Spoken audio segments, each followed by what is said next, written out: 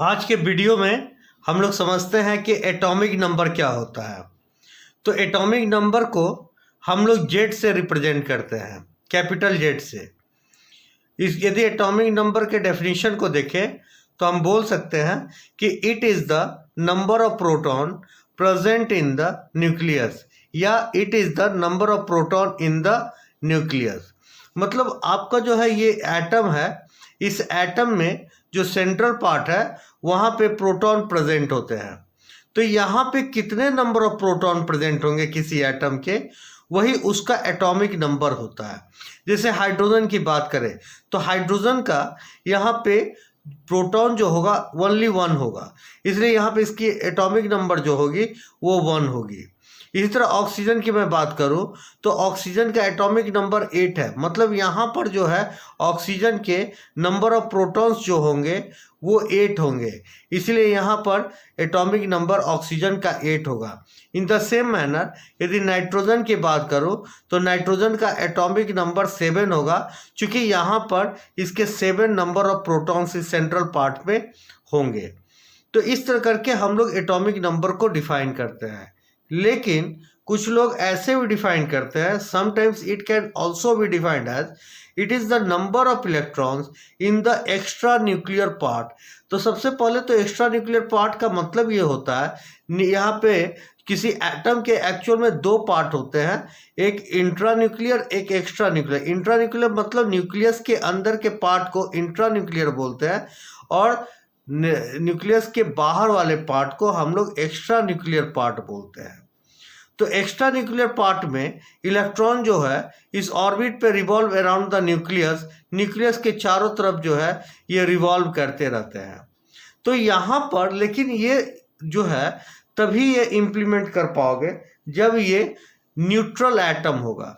Neutral atom का मतलब होता है कि यहाँ पर किसी भी एटम के ऊपर कोई चार्ज ना हो, क्योंकि यहाँ पर आपका यदि न्यूट्रल एटम है तब तो आप बोल सकते हो, क्योंकि न्यूट्रल वो तभी होगा जब नंबर ऑफ प्रोटॉन और नंबर ऑफ इलेक्ट्रॉन जो होंगे वो सेम होंगे। यदि नंबर ऑफ प्रोटॉन यानी पॉजिटिव चार्ज और नंबर ऑफ इलेक्ट्रॉन यानी नेगेटिव चार्ज दोनों सेम होंगे तो उस केस में चार्ज एक दूसरे को कैंसिल कर देता है, और इस तरह जो है वो न्यूट्रल एटम होता है।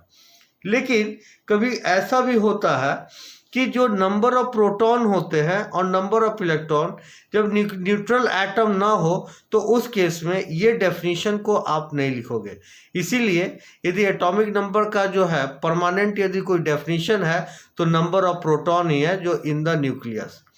जैसे यहाँ पर मैं बात करूँ तो नंबर ऑफ प्रोटॉन जो होंगे यहाँ पे सोडियम के 11 होंगे, तो इसका मतलब ये जितना पॉजिटिव चार्ज है इसके ऊपर कोई चार्ज नहीं है, तो इसीलिए यहाँ पे जितने नंबर ऑफ प्रोटॉन होंगे उतने ही नंबर ऑफ इलेक्ट्रॉन भी होंगे, तो यानी ये भी 11 होंगे, तो ये प्लस होंगे ये माइनस होंगे, तो इसलिए यहाँ पर इसके ऊपर कोई चार्ज नहीं है। लेकिन जैसे ही सोडियम अपने एक इलेक्ट्रॉन को लूज किया तो उसके ऊपर जो है एक पॉजिटिव चार्ज यहाँ पर क्रिएट हो गया।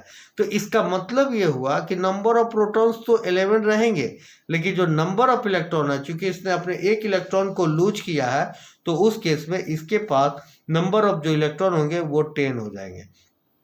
इस केस में कभी भी ये दोनों जो है यहाँ पे इक्वल नहीं है, इसलिए ये डेफिनेशन केवल और केवल न्यूट्रल एटम के लिए होगा।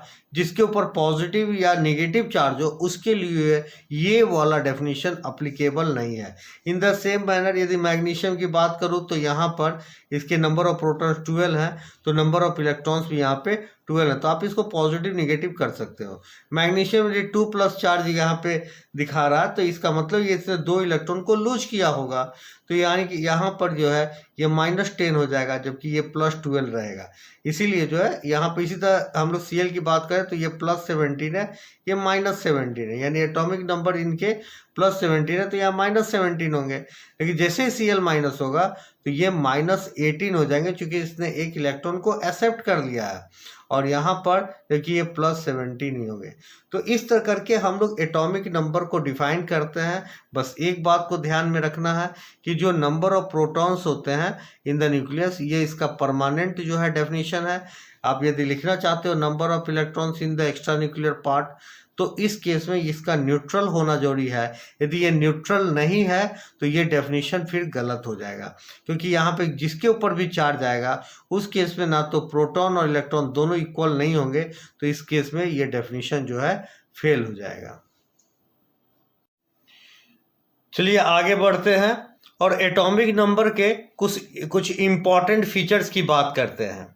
तो सबसे पहले जो एटॉमिक नंबर होता है is always a whole number.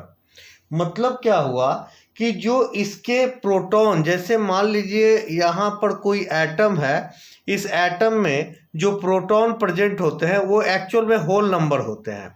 इसीलिए जो भी एटम है जब उसके न्यूक्लियस में जो प्रोटॉन प्रेजेंट होते हैं वो होल नंबर में होते हैं, इसलिए एटॉमिक नंबर जो होता है always a whole number. Second point कहता है all atoms of the same element have same number of protons in the nucleus and hence have the same atomic number. जैसे मान लीजिए कोई एलिमेंट है, तो कोई एलिमेंट, जैसे एल्युमिनियम को मैं एक एलिमेंट के रूप में मान रहा हूँ, यहाँ पे ये एल्युमिनियम है, तो एल्युमिनियम है तो इसके एक एटम नहीं होंगे, इसके जो है नंबर ऑफ जो है इनफाइनाइट एटम्स होंगे। तो यहाँ पर जैसे मैं बताऊँ, ये जैसे बहुत सारे यहाँ पे एटम होंगे, तो हर एटम का जो न्यूक्लियस होता है उस न्यूक्लियस का जो नंबर ऑफ जो प्रोटॉन्स होते हैं वो सेम होते हैं। तो इस बात को ध्यान में रखना होगा कि जितने भी एटम यहाँ प्रेजेंट होंगे इस एल्युमिनियम के अंदर में, उस सबके जो है नंबर ऑफ प्रोटॉन्स सेम होंगे, और जब नंबर ऑफ प्रोटॉन सेम होंगे तो उसका एटॉमिक नंबर भी सेम होगा। थर्ड पॉइंट बोलता है no two elements have the same atomic number. जैसे मान लीजिए मैं यहाँ पे नाइट्रोजन की बात करूँ, यहाँ पे ऑक्सीजन की बात करूँ और यहाँ पे एल्युमिनियम की बात करूँ, तो ये जो है यहाँ पे डिफरेंट एलिमेंट है, तो डिफरेंट एलिमेंट का एटॉमिक नंबर कभी भी सेम नहीं होता है। जैसे नाइट्रोजन की बात करूँ तो इसका एटॉमिक नंबर 7 है, ऑक्सीजन का एटॉमिक नंबर 8 है, जबकि एल्युमिनियम का एटॉमिक नंबर 13 है। तो कभी भी दो या दो से ज़्यादा कोई भी डिफरेंट एलिमेंट होगा उसके एटॉमिक नंबर कभी भी सेम नहीं होते हैं। और जो लास्ट पॉइंट है, atomic number of an element does not change during chemical reaction. किसी भी केमिकल रिएक्शन में जो नंबर ऑफ प्रोटॉन्स होते हैं वो कभी भी चेंज नहीं करते हैं। एक बात को अच्छी तरह ध्यान में रखिए कि जो भी केमिकल रिएक्शन होता है उसमें इलेक्ट्रॉन टेक पार्ट करते हैं, या तो इलेक्ट्रॉन गेन होते हैं या तो इलेक्ट्रॉन लूज होते हैं। इसीलिए यहाँ पर जो भी कंप्लीट ट्रांसफर जो होता है तो वो गेन या लूज जो भी होगा वो हमेशा इलेक्ट्रॉन का होता है, प्रोटॉन का कभी भी गेन या लूज नहीं होता है। इसलिए कभी भी केमिकल रिएक्शन में हमेशा याद रखना है कि प्रोटॉन का कभी ट्रांसफर नहीं होता है।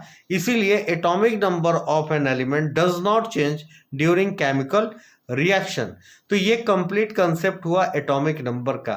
और एटॉमिक, जैसे कोई एलिमेंट एक्स है तो ये कोई एलिमेंट है, तो एटॉमिक नंबर हमेशा इस कॉर्नर में, यहाँ पे लेफ्ट तरफ के कॉर्नर में सफिक्स में यहाँ पे लिखा जाता है।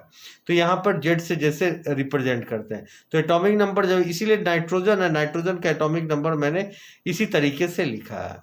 तो ये है complete concept of atomic number.